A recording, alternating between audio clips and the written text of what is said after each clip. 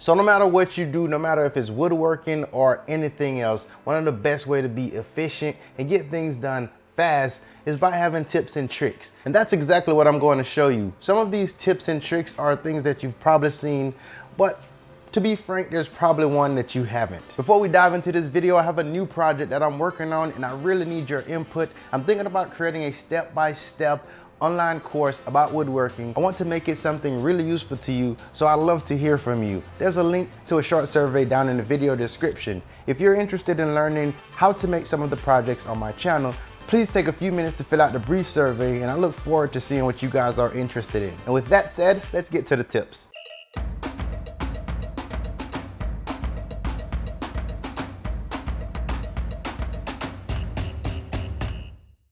For this tip, I'm going to show you how to make a really quick and simple center marking gauge. All you need is a piece of scrap wood to get started. Establish a line going down the center of that, then mark off 3 points in the center and the 2 sides for the pins. Now, if you want to make this even more simple and more approachable, you could use 2 round head screws and put those in place of the pins that I have here.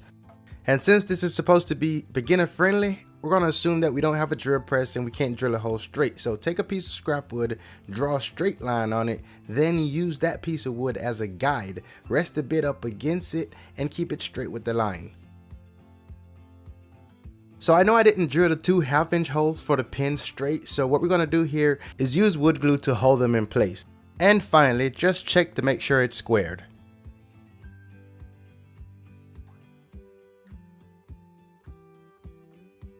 On most marking gauge, you're going to see a pencil. For this one, I'm going to use a screw, and the main reason for that is durability. And if you've never used one of these, you're going to love it. Just simply place it down on your subject and twist it till both pins touch. All you want to do is drag it and create that line going right down the center. Now, one of the upside of this being a screw is you can adjust the depth of your scribe. So the more it protrudes, the deeper the cut, and could also mean a little harder to drag, but you will get a deeper cut, and you can always back it out so that you barely score the surface. As shown, this can mark multiple sides of materials. As long as you have a parallel line going down on both sides, you get that straight line going right down the center. And one of the first things you're going to pick up is some spring clamps because they're cheap. And then you're going to take them home and realize you don't use them as much. At least I don't. So I'm going to show you how to get an extra use out of these without just leaving them in the corner collecting sawdust. So these bandit clamps shine really well when you need to attach a piece of trim. Where they work is you apply your glue and you just put that down. And the rubber here actually does a really great job of holding this piece down so it doesn't move. And it's really hard to use a bar clamp because this tends to want to shift. That being said, I'm gonna basically try to duplicate what this clamp is doing with these. All you're gonna need is some spring clamps and some rubber bands.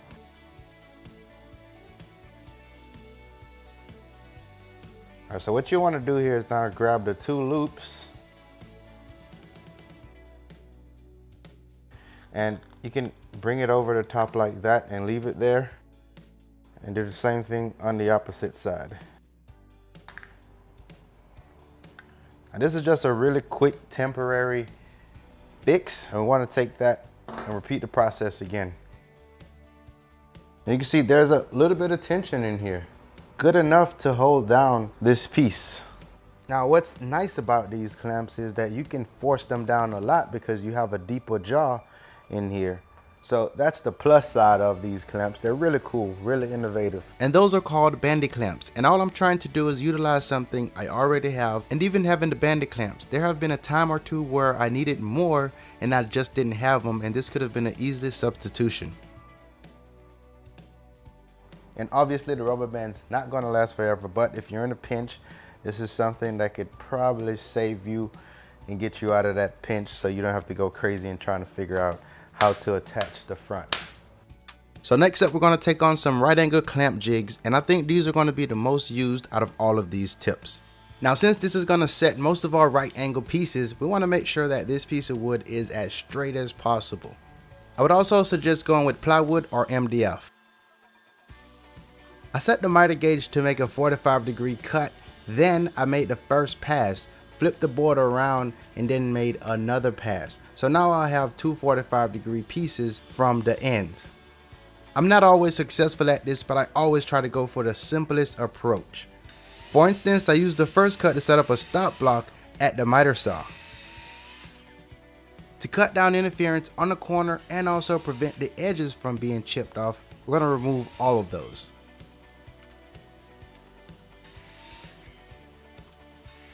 The right angle corner can be a bit tricky, but if you set up a stop, you can then hold that piece down with a push block or something to prevent the wood from flying up as you're cutting.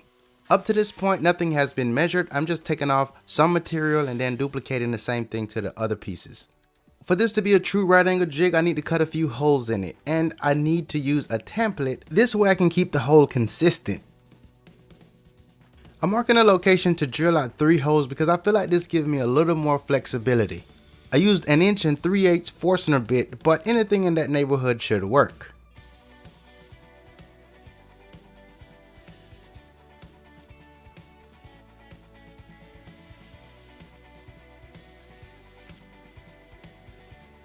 If you're just starting out or you've been going at it and just don't have any of these, I would totally recommend you make at least 8 to 12 of these just because they're so handy. If these do not hold true to a framing square or something like this, I would totally say just remake them. It's not worth the headache if they're off even by a little bit. So we're gonna take one of these and now let's clamp it down to the workbench. Pass the clamp through.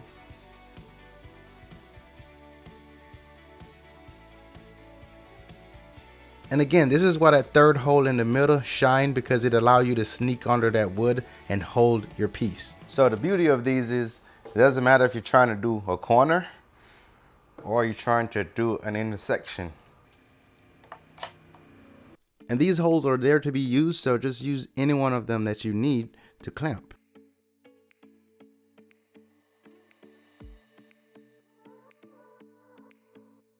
And if you remember these clamps that I say I don't use much, they work great for this as well. The bar clamp can work on this as well, but it's a little more cumbersome, and all you need from this is to stay in place and allow you to have your free hands so you can then join the 2 boards.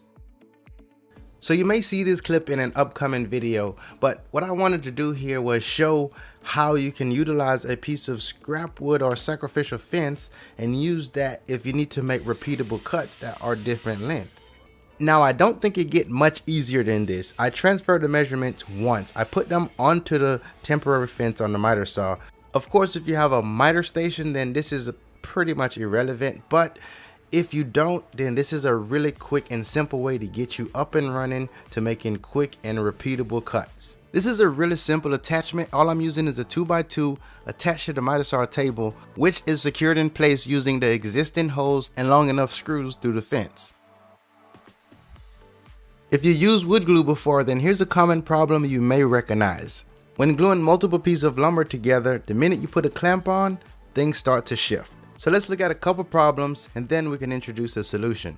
First, I'm going to use 2x4 that has a little bit of a warp to it. Then we can look at plywood and see how these perform. And even though I'm using 2x4 and they do have a little bit of a cup to it, the slipping and shifting will still be an issue. I tried it with 2 pieces of wood and I still saw shift, and I'm gonna try with 3 pieces and see how much more of a difference it is.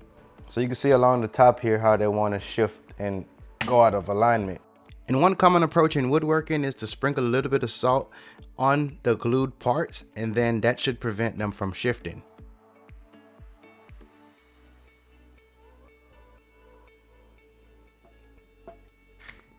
By using the salt, that completely eliminated the shift.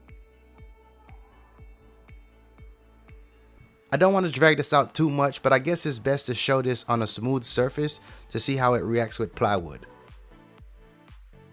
After gluing these up, let's look at it from a different angle. With wood glue in between, that's going to allow it to be extremely slippery until it's set up. The real problem here is when you have perfectly cut pieces that you want to glue together. But with only a clamp, you'll have shifted pieces and you'll then have to sand later. But let's look at how this reacts when you add a little bit of salt on these 2 pieces.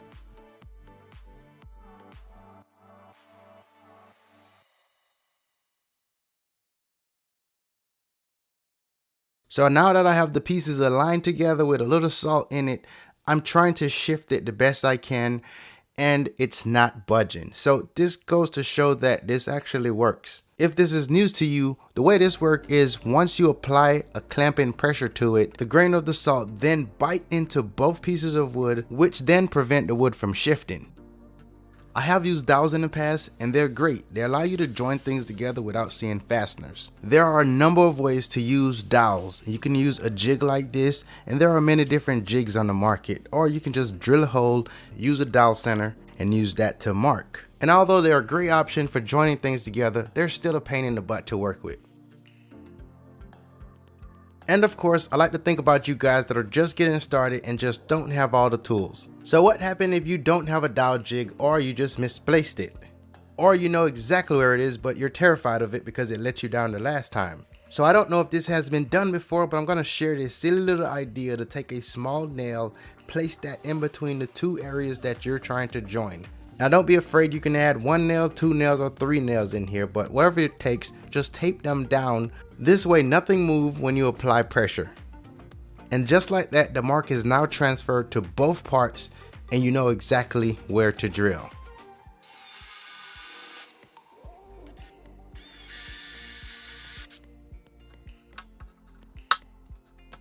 Now all you have to do is just flood the area with wood glue, clamp the pieces down, and you should have a solid joint. There is so many tips to the trade and I wish I can keep going, but unfortunately we got to bring this one to an end. Alright guys, so if this is your first time around, I don't mind sharing these tips and tricks with you, and I hope you enjoy these. If you guys are interested in more things like this, tips, tricks, and cool DIY builds, be sure you subscribe to this channel. Until next time, I'm Glenn, your host on DIY Creators, and I will catch you guys in the next one. And don't forget to subscribe.